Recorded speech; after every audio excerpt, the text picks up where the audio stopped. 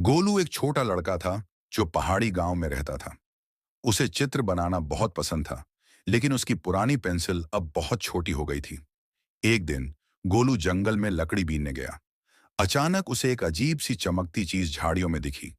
जब उसने पास जाकर देखा तो वह एक सुंदर सोने जैसी चमकने वाली पेंसिल थी। गोलू ने वह पेंसिल उठा ली और घर लौट आया। जिज्ञासावश उसने कागज पर एक सेब का चित्र बनाया। जैसे ही उसने अंतिम रेखा खींची, सेब सचमुच कागज से बाहर आकर उसकी मेज पर गिर पड़ा। गोलू चौंक गया। उसने फिर एक पतंग बनाई और वह भी उड़ने लगी। अब गोलू बहुत खुश था। उसने अपने गांव के लिए सुंदर सुंदर चीजें बनानी शुरू कर दी।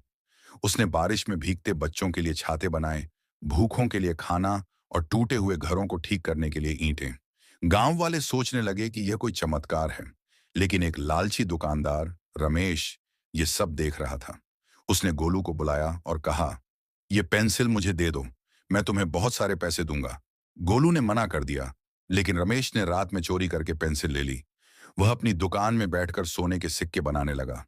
लेकिन जैसे ही उसने लालच में बहुत सारे सिक्के बनाए, पेंसिल ने अपना जादू खो दिया और सभी सिक्के मिट्टी में बदल गए। रमेश बहुत पछताया और गोलू से माफी मांगी। गोलू ने कहा, "यह पेंसिल सिर्फ अच्छे कामों के लिए थी, लालच के लिए नहीं।" फिर गोलू ने पेंसिल से एक सुंदर बगीचा बनाया जहां बच्चे खेल सकते थे।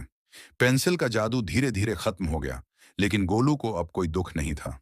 उसने सीखा कि असली जादू उसकी अच्छाई और मेहनत में था।